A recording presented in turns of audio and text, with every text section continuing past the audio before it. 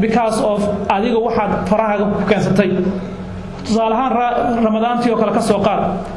hadii aadan jirkii Allah subhanahu wa ta'ala uu ku siiyay aadan teeker garayn waxay noqonaysaa inaad bukootaa hadaa bukootin hada waxay noqonaysaa in marka cudurdaar baabul cudurdaar lagu raadiyo oo marka waxay noqonaysaa ama maxaa la dhihi jiray saas oo kale marka muhiimadeedu waxay tahay dadka gaarka ah aan u danaynaya waxay yihiin dad waxa jira maantay caafimaad Allah subhanahu wa ta'ala uu siiyay ee hagaagsan ee laakiin si dhabaha hadda saaray maxaa kala lugta cagta saaray wado aan hagaagsanayn saalahan cuncunkaga oo kala soo qaad cuncunkaga hadaan hagaagsanayn ee aadan maxaa kala cidna aan waxba ka dhageysanayn dhakhtarkaaga aan ka dhageysanayn cidii kale maxaa kala aqoonta Allah subhanahu wa ta'ala uu siiyay aan ka dhageysanayn hadda ma garanayo meesha marka ay ku soo baxdo maxaa la dhihi jiray rasaltiga aad faraha la gashay waxay noqonaysaa tusaalahan xajkii oo kale xajka oo la taqaanaan oo maxaa la dhihi jiray meel socod iyo maxaan ku raahdaa hool badan oo halkan u dhawaafaysid halkan ka soconaysid waxaas oo dhan marka aad maxaa la dhihi jiray caafimaadkaaga aan hagaagsaneyn waxay noqonaysaa in aad waxaas oo dhan aad qabtaay taa macnaheedu ma uga mana jeedin cibaadada ay nusqaan noqonayso ama ajarkaagu nusqaan noqonayo uga ma jeedo oo baabkaas culimada ku shaqale anigu muhiimadda aan u dan leeyahay waxay tahay waxa weeyaan cibaadada lagu keenay caalamka kan caafimaadkuna waxa weeyaan waa wixii ku sahli lahaa inaad cibaadaysataa oo rabbiga Allah subhanahu wa ta'ala ku abuuray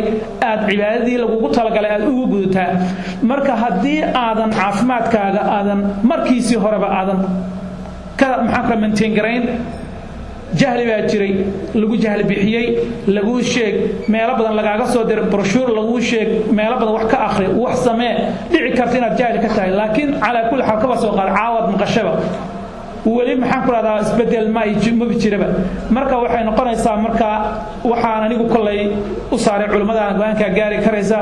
aayada Allah subhanahu wa ta'ala hore u sheegay ay ahayd in qofka uu naftiisa halaag gacmihiisa ugu geysanayo oo ah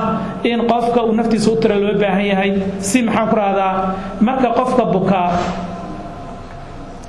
wax weeyaan Allah subhanahu wa ta'ala nabigiisa uu ka hadlay qofka muuminka markastaaba xaalkiisu waa wanaag hadii uu caafimaad qabo oo uu Allah subhanahu wa ta'ala oo uu maxaan ku raada uu ku mahadiyo u shukriyo waa si xadiiska wada garanaysan muslim uu wariyay hadee wuxuu leeyahay wanaageedii hadii Allah uu imtixaano oo dhibaato ku timaado oo uu caafimaad darro helaana oo sida ku samrana maxaan ku raadina wanaageedu leeyahay taa kama hadlayna marka oo qof muxuu xanuunsaday oo hadda xanuunsaday sheekadoodu ma aha laakiin waxay tahay war sidee wax kan loo hor istaagi karaya islaamku markaad fiirisid prevention ka aad buu uga hadlay wax intaysan dhicin baa laga hadlay tusaalahaan qamriga oo kale marka laga hadlayo Allah subhanahu wa ta'ala uu garanayay wuuna garanayaa mar kastaaba in hadii jidka la maro iyadoo mar laga hadlayo yiri nafci yar bay leedahay laakiin si khasaareeda ka badan dabadeedna maxaan kula go'aanka laga gaaray waad garanaysaa talaabo kasta soo qaado marka guideline-ka noocaas oo kale ayuu Allah subhanahu wa ta'ala ku jeexay oo kitaabkaaga ku qoran laakiin saadigu kitaabku waa taqaana sida loo xifdiyo ama waa taqaana sida loo tafsiiriyo at the same time ma aqaan waxyaalo badan baan maxaan kula isqabanay oo maxaa yeelay islaamku marka qaarkood wuxuu xambaarsan yahay maxaan kula fariimo korid ah oo maxaan kula u baahan in cilmi kale iyo dakhaa'iq kale oo qofka uu dhaafo marka arinta noocaas oo kale ayaa runtii aan jeclaystay inaan idin la wadaago waxa dhacaysa marka qofku mar hadii uu xanuunsado samirka iyo dulqaadka iyo inuu qofka uu maxaa la dhihi jiray waa muhiim oo maxaa yeelay wax weeye hadda meel loo baxsanayo male waa ajir baad ku helaysaa marka aad maxaa la dhihi jiray aad dulqaadataa waxaa dhacday nabigeenni waqtigiisii calayhi salaatu wasalaam in ay naag u timid naagtaasina waxay tiri haddee waan suuxaa waana dharka iga qaadna ee waxaan doonayaa inaa ii ducaysaa markaasuu nabigu wuxuu ku yiri hadii aad doonaysidna hadda waa maxaan ku rabad ku sabri oo Allah subhanahu wa ta'ala jannuu maxaan ku saad ku mutaysan hadaa doontina waa ku duceynaya oo Allah subhanahu wa ta'ala uu ku caafin marka arintii bay gabadhii qaadan weydo waxay tiri jannaan doonayaa sideedan waa saga jirayaa laakiin si hal bay codsatay waxay tiri waan sabrayaa nabi Allah waxa jirta hal cilad oo dharkiiba maxaan ku rabaa waa kashifmaa oo maxaan ku rabaa waxaan doonayaa arintaas Allah subhanahu wa ta'ala inuu dharkaygu asturo الله سبحانه وتعالى رسولك ودعيه marka kadibna maxaan ku raasay u suura gashay marka arinta waxaan u diliishanayaa oo aan u soo qaatay waxay tahay iyaas maanta haddaad kaadi sokoriyo kugu dhacdayba marka waxay noqonaysaa waxaanu taaganahay marka wayba dhacdayba oo kaadi sokorti baa ku haysa maantay dadkeena qaarkood baa haddana intaa waxay sameynayaan negligence iyo dayac xumi iyo maxaan karo waxyaalo badan oo runtii aad isleedahay maxay u sameynayaan naftooda saa ugu gelayaan oo qofkii wixii loogu talagalay ma sameynayo dawadii hadday dawo ahayd ma qaadanayo cunadii ma qaadanayo haddii maxaan ku rahaa physical activity iyo wixii loogu talagalay inuu markaa uu sameeyo si uu caafimaadkiisa iyo noloshiisa u sii jirtaa ma sameynayo ma garanayo marka wuxuu saa u yeelayo gaar ahaana dadka iyaga Soomaaliga ah madax adeega noocaas oo kale ah ayaa wuxuu ka yahay wax dominant ah oo maxaan ku rahaa cid kasta ba daawreystid dhici karta masaajidka in laga helo marka waxaan ku soo qatimayaa hadduu Allah idmo waxa jirta qofka hadii uu xanuunsado nin xadiis noocan oo kala waxaan jeclaystay runtii oo badan ama sheekadu mar kastaba soo maxaan kula ku soo urursanayso in aan maxal lii jiray aan caafimaad helo oo aan jirkayga oo iibad qabaa ayaan ka jecel badanahay aniga inta la imtixaani lahaa oo aan bukoon lahaa oo aan sabri lahaa marka qaarkood dadku waxay leeyahay yaas waa rabaa sokorta tay guracad ilaahay baa imtixaanaya imtixaanka jawi iyo waxa dambi dhaaf ma keenaya oo si qaldan aan isleeyahay waa loo isticmaalaya markaana yaas dambi dhaaf waad ka helaysaa laakiin si ujeedada sidaas baa inaad xanuunsidida adduunka u timid baadisaadaba adigu qorshaha wuxuu yahay in Allah subhanahu wa ta'ala uu ku bukeeyo oo aad buktaa oo aad xanuunsataa oo shaqeen weyda oo cibaadaysan weyda miyaabo shaqo ka dhigatay لأن إن أن محاكرة عافمات هلو وبقولك يبقول عافمات كي ويا هذا وأنا الله سبحانه وتعالى كشكريه وأنسى كصبره أي ونكسب محاكرة ليري مركز النبي عليه الصلاة والسلام وحيرسنا ورسول الله يحب معك العافية رسولك الله ولكلكم يتيسداسي كليجا ما هنا رتتن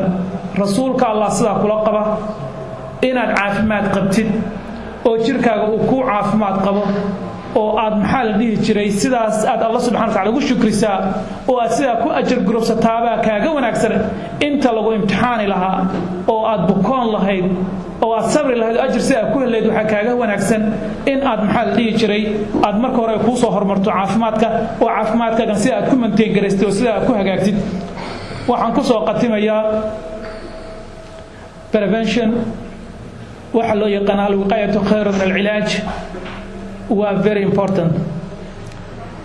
in qofka uu ka hortago dhibaato intaysan ku imaan waxay tahay waa laf dhabarka arinta tan islaamkuna aad iyo aad buu uga digay nabigeena calayhi salaatu wasalaam waa uu ka hadlay fariintii Allah subhanahu wa ta'ala uu soo dhiibana waxay ahayd in laga hortago intaysan waxba imaan hadday ahaan lahayd caafimaad darrada hadday ahaan lahayd waxyaalo badan oo maxaan ku raad dadku ay la yimaadaan Allah subhanahu wa ta'ala binaadamka abuurna sidaas uu maxaan ku raad message-kaas uu inoo soo firay kitaabkiina loo soo dhigayna ee maalin kasta akhrinaana sidaas uu maxaan ku raad wax kastaaba oo dhibaato ka xasilmaysa looga digay in aanan sameynba binaadam baynu nahay wada sameyn oo dadkan maxaan ku raad dabeecadooda iyo maxaan ku raad behavior-ka ay leeyihiin baa sidaas ah marka waxay noqonaysaa marka wax suuragal ah ma yaha lagu mana ogola qof kasto muslima waa ku soo celinaya inuu naftiisa iyo nafteeda in ay u horseedo wax dhibaato u keeni karaya meel kale laga yaabo qamri inaad ka fikiraysid waxyaalo kale oo waaweyn cunada aad cunaysid tusaale ahaan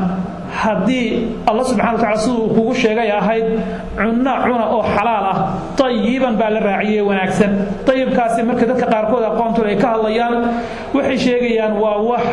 nafta u hagaagsan waa maxay ka soo qaad haddii waxaad cunaysaa uu ka ratibmayo in wadna xanuunka ugu dhaco waxaad sameynaysaa haddii ay dhici karto inuu kansarkaaga xasilo waxaad sameynaysaa waxaas oo dhan waa in aqoon bay u baahan tahay haddii aadan adigu aqoon u leeyahay cidda aqoontu leh weydiiso waana sida islaamku ku qoran hadaadan ogeyn ogow cidda og wax weydii marka qofna ma ogeyn layma sheegin ma maqal lagu cudurdaar ma noqonayso suuragal ma aha in qof muslima suuragal ma aha qof Soomaali ah in uu naftiisa u horseedo dhibaato ku imaanaysa naftiisa dhaawac ku imaanaya naftiisa qofna halkan fadhiya ma ogolaanayo maanta wadada highway-ga ee 99 oo